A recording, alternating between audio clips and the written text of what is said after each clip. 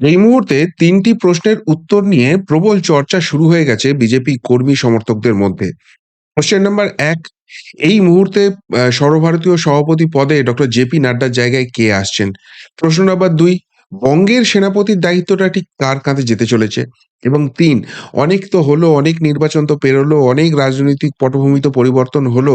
শেষ পর্যন্ত কবে, কোন তারিখে এই ঘোষণাটা হতে চলেছে? দেখুন, ৩য় প্রশ্ন থেকে শুরু করি। মোটামুটি ৩য় প্রশ্নের উত্তরটা কনফার্ম বোঝাই যাচ্ছে। ১ম প্রশ্নটা একটা আবছা আইডিয়া কিন্তু এসে গেছে। আর ২য় প্রশ্ন নিয়ে এখনো ধোঁয়াশা থেকেই যাচ্ছে। ৩য় প্রশ্ন অর্থাৎ কবে ঘোষণা হতে চলেছে এবারের জাতীয় সভাপতি বা সর্বভারতীয় সভাপতি?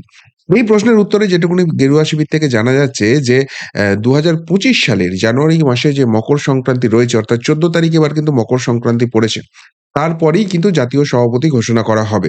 খুব সম্ভবত ১৫ তারিখ বুধবার, কি খুব বেশি হলে ১৭ তারিখ ১৭ই জানুয়ারি শুক্রবার দিন এই ঘোষণাটা হতে পারে। এমনটাই জানা যাচ্ছে। এবার ২য় প্রশ্নের উত্তর খোঁজার আগে ১ম প্রশ্নের উত্তর পাওয়াটা অত্যন্ত জরুরি। অর্থাৎ সর্বভারতীয় সভাপতিটা কে হচ্ছেন সেটা ছবিটা স্পষ্ট হলেই বাংলার দায়িত্ব কে পাচ্ছেন ছবিটা অনেকটা স্পষ্ট হয়ে যাবে। এই তালিকায় একাধিক নাম ছিল এবং একাধিক নাম নিয়ে চর্চা হচ্ছে। এইটুকুনি তো বোঝাই গিয়েছিল যে ২ টি টার্ম খতম করার পর ডক্টর জেপি নাড্ডা তিনি আর জাতীয় সভাপতি থাকছেন না। সেইজন্যই তাকে কেন্দ্রীয় মন্ত্রিসভায় নিয়ে আসা হচ্ছে। কিন্তু দায়িত্বটা কে? যেটা মূলত শোনা যাচ্ছিল যে বিজেপি এবং সংঘ নেতৃত্বের মধ্যে একটা নাম নিয়ে কিছুতেই সহমত হওয়া যাচ্ছিল না এবং সেই কারণেই কিন্তু ঘোষণা হতে এতটা সময় লেগে গেল। এখনো যে ফাইনালাইজ হয়েছে একথা 100% বলা যাচ্ছে না, কিন্তু পরিস্থিতি অনেকটাই এগিয়েছে এবং সেই জায়গা থেকে হতে পারে। দেখুন, বিভিন্ন নাম নিয়ে চর্চা হওয়ার পর যে নামটায় কার্যত শিলমোহর পড়ে গিয়েছিল সেটা হচ্ছে দেবেন্দ্র ফডনবিস। তার কারণ হচ্ছে যে মারাঠা ভূমে যে রাজনীতিটা তিনি করে দেখিয়েছেন গত ৫ বছরে, তাতে স্যালুট ঠুকছে সংঘ পরিবার থেকে শুরু করে বিজেপি নেতৃত্ব, গেরুয়া শিবিরের সকলেই। তার কারণ একদিকে তিনি শরদ পাওয়ারের মতো অত্যন্ত গুরুত্বপূর্ণ এবং শক্তিশালী মারাঠা ভূমের নেতা তার রাজনৈতিক কেরিয়ার কার্যত তছনছ করে দিয়েছেন, তার দল ভেঙে-চুরে শেষ করে দিয়েছেন। ভোট ব্যাংকের অস্তিত্ব বিলোপ করে দিয়েছেন। অন্যদিকে বিজেপি যাদের সঙ্গে শেয়ার্ড ভোট ব্যাংক ব্যবহার করে থাকতো অর্থাৎ শিবসেনা, তাদেরও হাত থেকে মূল দল, প্রতীক সমস্ত কিছু ছিনিয়ে নিয়েছেন এবং শেষ জায়গায় যখন তার বদলে একনাথ শিন্ডেকে খাড়া করেছেন, শিন্ডে সেনা খাড়া করেছেন, সেখান থেকেও যে বিদ্রোহের আঁচ ছিল সমস্ত কিছু তিনি ধামাচাপা দিয়ে দিয়েছিলেন। সঙ্ঘের অত্যন্ত ঘনিষ্ঠ তিনি এবং সঙ্ঘের একদম শীর্ষস্তরের আশীর্বাদ তার সঙ্গে রয়েছে। বিজেপির ক্ষেত্রেও নরেন্দ্র মোদী এবং অমিত শাহের খুবই পছন্দের মানুষ এবং সেই জায়গা থেকে অনেকেই মনে করছিলেন যে মারাঠা ভূমে তিনি যেভাবে তার ম্যাজিক দেখিয়েছেন সেই জায়গাটাকে এবার সর্বভারতীয় ক্ষেত্রে ব্যবহার করা হবে এবং তাই যেহেতু সংঘ পরিবার এবং বিজেপি পরিবার দুজনের ক্ষেত্রেই তার খুব ভালো গ্রহণযোগ্যতা রয়েছে, নেক্সট তিনিই মুখ হতে চলেছিলেন। এমনকি তিনি যে ভবিষ্যতের প্রধানমন্ত্রী এই ভবিষ্যৎবাণীও অনেকে করতে শুরু করে দিয়েছিলেন। কিন্তু গতকালই তিনি মহারাষ্ট্রের মুখ্যমন্ত্রী হিসেবে শপথ নেওয়ার পর এই জিনিস অন্তত স্পষ্ট হয়ে গেছে যে আর ১ মাসের মধ্যে অন্তত তাকে মুখ্যমন্ত্রী পদ থেকে সরিয়ে সেখানে তাকে সর্বভারতীয় সভাপতি করা হবে, এই জিনিস হতে পারে না। এই তালিকায় ২য় যে নামটি ছিল সেটা হচ্ছে মনোহরলাল খাট্টার। মনোহরলাল খাট্টার ক্ষেত্রে সবথেকে পজিটিভ পয়েন্ট হচ্ছে তিনি এবং নরেন্দ্র মোদী একই সঙ্গে একই জায়গায় প্রচারকের কাজ করেছেন। ফলে তাদের মধ্যে খুব ভালো একটা সহমত তৈরি আছে। সংঘেরও তিনি অত্যন্ত পছন্দের মানুষ এবং সব দিক থেকে জেপি নাড্ডার একদম তিনি অভূতপূর্ব একটা উত্তরসূরি হতে পারতেন। কিন্তু যে জায়গাটায় বাধা দিচ্ছে সেটা হচ্ছে মনোহরলাল খাট্টারকে যখন হরিয়ানার মুখ্যমন্ত্রী করা হয় এবং সেখানে যেভাবে কৃষকদের মধ্যে একটা বিজেপি বিরোধী হাওয়া ওঠে, সেই জায়গা থেকে তাকে কিন্তু মুখ্যমন্ত্রী গদি থেকে সরাতে হয়। এক্ষেত্রে একটা কৃষকদের সঙ্গে বিজেপির দূরত্ব তৈরি হয়েছে, এই অ্যাঙ্গেলটা কিন্তু ইন্ডি খুব বেশি করে খেলতে চাইছে। আর সেখানে মনোহরলাল খাট্টারকে যদি এখন সর্বভারতীয় সভাপতির দায়িত্বে নিয়ে আসা হয়, ইন্ডি জোট সেই জায়গাটা নিয়ে বিজেপিকে কিন্তু আরো বেশি চাপে ফেলতে পারে। ফলে দৌড়ে তিনি কিছুটা পিছিয়ে পড়েছেন। ৩ নম্বর যে নামটা নিয়ে খুব বেশি চর্চা হচ্ছিল সেটা হচ্ছে শিবরাজ সিং চৌহান। সঙ্ঘের অত্যন্ত পছন্দের মানুষ তিনি। কিন্তু তার সঙ্গে যে মোদি শাহের খুব একটা বনে না এই চর্চাও জাতীয় রাজনীতিতে আছে। যে কারণে মধ্যপ্রদেশের মুখ্যমন্ত্রীর কুর্সি তাকে হারাতে হয়েছিল। এই অবস্থায় তাকে কেন্দ্রে নিয়ে আসা হয়েছে এবং সেখান থেকে তিনি কেন্দ্রীয় কৃষিমন্ত্রী হয়েছেন। কিন্তু কিছুদিন আগে একটা ঘটনা ঘটেছে যার ফলে সমস্ত সমীকরণ কিন্তু উল্টে গেছে। যিনি উপরাষ্ট্রপতি রয়েছেন অর্থাৎ রাজ্যসভার যিনি চেয়ারম্যান তিনি কিন্তু কৃষিমন্ত্রীকে কার্যত ভর্ৎসনা করেছেন। অন্যদিকে নতুন করে কৃষক বিদ্রোহ একটা দেখানোর চেষ্টা করা হচ্ছে এবং সেই জায়গাটাকে হ্যান্ডেল করতে তিনি কতখানি কি করছেন, শিবরাজ সিং চৌহান এই জায়গাটার দৌড়েও কিন্তু পিছিয়ে যাচ্ছেন এই একটা কারণেই যে সেই কৃষক আবহটা কিন্তু চলে আসবে শিবরাজ সিং চৌহানকেও নিয়ে এলে। আরেকটা নাম খুব প্রবলভাবে থাকছিল সেটা হচ্ছে বিনোদ তাওরে এবং যেভাবে মহারাষ্ট্রে কার্যত একটা ওভারওয়েলমিং উইন বিজেপি পেয়েছে, সেই জায়গা থেকে বিনোদ তাওরের নাম কিন্তু প্রবলভাবে থাকার একটা সম্ভাবনা ছিল। কিন্তু মুশকিল হচ্ছে যে নির্বাচনের দিন বিনোদ তাওরের কাছ থেকে টাকা উদ্ধার হয়েছে এবং সেটা নিয়ে বিরোধীরা যেভাবে শোরগোল করেছে, তারপর থেকে বিনোদ তাওরে কিন্তু কার্যত কিছুটা অন্তরালেই থাকছেন। এখন এই অবস্থায় তাকে সর্বভারতীয় সভাপতি করা মানে সেখানে কিন্তু নতুন করে আবারও বিতর্ক শুরু হবে এবং খুব একটা অ্যাডভান্টেজ জায়গায় কিন্তু বিজেপি সেক্ষেত্রে থাকবে না। আরেকটা হচ্ছিল দুজনের নাম একসঙ্গে শোনা যাচ্ছিল। একটা হচ্ছে ধর্মেন্দ্র প্রধান, একটা হচ্ছে ভূপেন্দ্র যাদব। দুজনেই ওবিসি নেতা, তরুণ তুর্কি এবং সেই জায়গা থেকে কিন্তু একটা ভালো রকম তাদের উপর মোদী শাহের আস্থা রয়েছে। তাদের নামটাও খুব ভালোভাবে ভেসে উঠছিল। আরএসএসেরও খুব একটা অপছন্দের জায়গায় তারা ছিলেন না। কিন্তু মুশকিল হচ্ছে দেশের প্রধানমন্ত্রী নরেন্দ্র মোদীকে বিজেপি কিন্তু ওবিসি নেতা হিসেবে প্রজেক্ট করেন। সেক্ষেত্রে সর্বভারতীয় সভাপতি ওবিসি নেতা হচ্ছেন, প্রধানমন্ত্রী ওবিসি নেতা হচ্ছেন। আর এই জায়গায় কিন্তু ভুল বার্তা যেতে পারে উচ্চ বর্ণের ভোটের ক্ষেত্রে, যেটা বিশেষ করে গো বলয়ের ভোটে একটা বড় ফ্যাক্টর। এবং সবথেকে বড় কথা মাথায় রাখতে হবে, এই টার্মে কিন্তু উত্তরপ্রদেশের নির্বাচনকে ফেস করতে হবে বিজেপির সর্বভারতীয় সভাপতিকে। যেখানে ২ টো টার্ম পরপর কমপ্লিট করছেন যোগী আদিত্যনাথ এবং 3rd টার্মে ক্ষমতা ধরে রাখা উত্তরপ্রদেশের ইতিহাসে কার্যত নজিরবিহীন প্রচন্ড পরিমাণ অ্যান্টি ইনকামবেন্সি কাজ করবে এবং তারপর লোকসভায় কিন্তু সেই কাঙ্ক্ষিত ফলাফল হয়নি। ফলে এই জায়গা থেকে একজন ওবিসি নেতাকেও সর্বভারতীয় পদে নিয়ে আসা প্রধানমন্ত্রীর পাশাপাশি উচ্চবর্ণের ভোটে সেখানে যদি অখিলেশ যাদবরা আবার থাবা মারতে শুরু করে, উত্তরপ্রদেশের গদি কিন্তু উল্টে যাবে। আর উত্তরপ্রদেশের গদি যদি উল্টে যায়, সেটা obviously ২০২৪ এর ফলাফলের পর মোদী সরকারের চাপ কিন্তু বাড়াবে, বিশেষ করে ২০২৯ এর ইলেকশনের ক্ষেত্রে। ফলে অনেক ক্যালকুলেশন করে এই নামগুলো কিছুতেই সহমত হওয়া যাচ্ছিল না। আর এই অবস্থাতেই যে নামটা সবথেকে বেশি করে ভেসে উঠেছে তাকে আপনারা সকলেই চেনেন সি.আর. পাটিল নামে, চন্দ্রকান্ত রঘুনাথ পাটিল। আপাতত তিনি বিজেপির গুজরাট শাখার রাজ্য সভাপতি রয়েছেন। তার পাশাপাশি কেন্দ্রীয় জলসম্পদ মন্ত্রী করা হয়েছে। আর এই নামটাই প্রবলভাবে ভেসে উঠছে। কেন ভেসে উঠছে তার একাধিক কারণ রয়েছে। এক তো মোদী শাহের সঙ্গে তার অদ্ভুত ভালো একটা সম্পর্ক রয়েছে। প্রচন্ড আস্থাভাজন তিনি, মৃদুভাষী, তার সাংগঠনিক দক্ষতা প্রশ্নাতীত এবং সবথেকে যেটা পজিটিভ পয়েন্ট যেটা বাংলার জন্য প্রচন্ড ইম্পোর্টেন্ট হতে চলেছে, ২০২৬ এ কিন্তু বাংলার ইলেকশন রয়েছে যেটা বিজেপি পাখির চোখ করছে, সেটা হচ্ছে মসৃণভাবে নির্বাচন পরিচালনা করার দক্ষতা।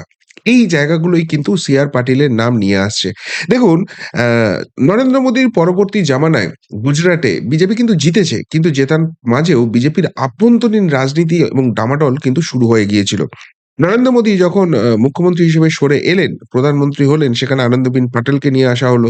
সেখানে বিতর্ক হলো, তিনি সেই চাপটা সামলাতে পারলেন না। তার জায়গায় বিজয় রূপানীকে নিয়ে আসা হলো, একটা ইলেকশন ক্রস করা গেল। কিন্তু তারপর সেখানেও দলের মধ্যে একটা দ্বন্দ্ব তৈরি হয়ে গেল।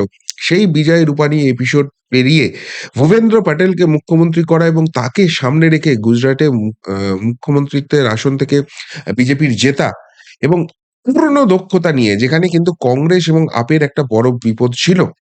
সেই জায়গায় তাদেরকে কার্যত ধূলিসাৎ করে দিয়ে জেতা, এটা সি.আর. প্যাটেলের জন্য সম্ভব হয়েছে।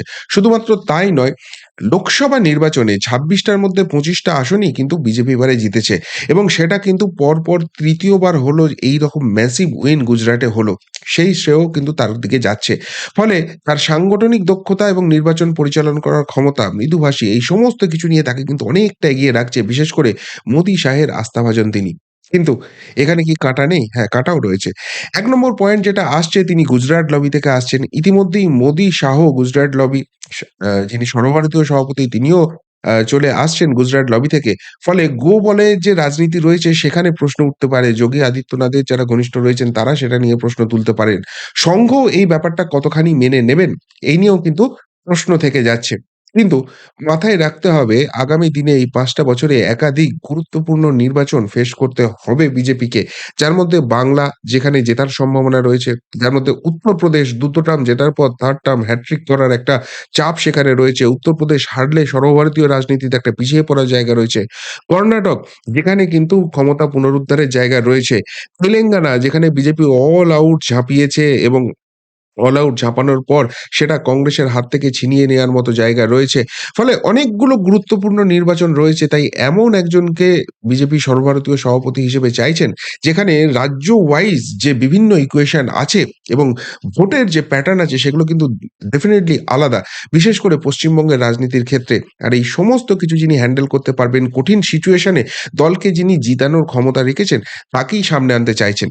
আর এক্ষেত্রে এই নামটা আরো বেশি করে ভেসে উঠছে তার কারণ গত ৩ দিনে ৩ টে প্রীতিভোজের আসর নিয়ে। এই যিনি রয়েছেন সি.আর. পাটিল তিনি যেহেতু গুজরাটের রাজ্য সভাপতি ছিলেন, তিনি গুজরাটের বিধায়কদের নিয়ে আহমেদাবাদে একটা প্রীতিভোজ দিয়েছেন। যেটা মনেই করা হচ্ছে যে জানুয়ারির পর যেহেতু সর্বভারতীয় সভাপতি চেঞ্জ হবে, সব রাজ্যেই তো সভাপতি চেঞ্জ হওয়ার সম্ভাবনা রয়েছে। সুতরাং তার টার্মও গুজরাতে রাজ্য সভাপতি হিসেবে শেষ হচ্ছে, তিনি সেখানে দিয়েছিলেন। পরের দিনই দিল্লিতে তার যে বাসভবন রয়েছে সেখানে তিনি একটি প্রীতিভোজ দিয়েছিলেন। যেখানে নরেন্দ্র মোদী, অমিত শাহ, জে.পি. নাড্ডার মতো শীর্ষ নেতারা ছিলেন, গুজরাটের সমস্ত বিধায়ক এবং সাংসদরা ছিলেন। গুজরাটের বিধায়কদের এই যে শীতকালীন অধিবেশন রয়েছে, সেই অধিবেশনে বিশেষভাবে যোগ দেওয়ার জন্য ডেকে পাঠানো হয়েছিল এবং সাংসদরা সেখানে ছিলেন এবং তৃতীয় যেটা গতকাল হয়েছে সেটা হচ্ছে দিল্লির সাংবাদিকদের ডেকে একটা প্রীতিভোজের আসর বসানো, তাদের সঙ্গে পরিচয় পর্ব সারা। এবং অন্যদিকে আরেকটাও ঘটনা ঘটছে যেটা হচ্ছে সংসদ ভবনে এই সি.আর. প্যাটিল একটু পিছনের দিকে বসতেন। কিন্তু এবার তার আসন হঠাৎ করে এগিয়ে নিয়ে আসার একটা আলোচনা নাকি সংসদের মধ্যে শুরু হয়ে গেছে। আর এই সমস্ত কিছু থেকেই মনে করা হচ্ছে যে সি.আর. প্যাটেলই কিন্তু পরবর্তী বিজেপির সর্বভারতীয় সভাপতি হতে চলেছেন এবং যে কারণেই মিডিয়ার সঙ্গে তাকে প্রবলভাবে ইন্ট্রোডিউস করিয়ে দেওয়া, মিডিয়ার সঙ্গে তার টার্ম তৈরি করে দেওয়া এবং সংসদেও তাকে গুরুত্বপূর্ণভাবে সামনে এগিয়ে নিয়ে আসা, এই সমস্ত কিছু জিনিস হতে চলেছে। আর এই জায়গাতেই এবার প্রশ্নটা উঠছে বাংলায় তাহলে কি হতে পারে? দেখুন বাংলায় কে হবে এখনো নাম ঠিক নেই। ২ টি নাম নিয়ে মূলত চর্চা চলছে। একজন পরপর ২ বার জেতা এক সাংসদ দক্ষিণবঙ্গ থেকে, তাকে নিয়ে আসা কথা হচ্ছে। কিন্তু অন্যদিকে আরেকটা অংশ চায় যে এই মুহূর্তে বিজেপি বলতে বঙ্গ বিজেপি বলতে একজনকেই বোঝা যাচ্ছে যিনি রাস্তাঘাটে ময়দানে প্রতিনিয়ত লড়ে যাচ্ছেন এবং তার নামটাই প্রবলভাবে মানুষও চাইছেন। বিরোধী দলনেতা হিসেবে তিনি ছাপ ফেলে দিয়েছেন। তিনি যে এই রাজ্যের মুখ্যমন্ত্রীকে চ্যালেঞ্জ দিতে পারেন, আ সেই জায়গাটাও এস্টাবলিশ করে দিয়েছেন তিনি শুভেন্দু অধিকারী। এবং বিজেপির একটা বড় অংশই মনে করছে যে আবারও ওই সংঘ ঘনিষ্ঠ কিনা, আদি নেতা কিনা এইসব ইকুয়েশন নয়।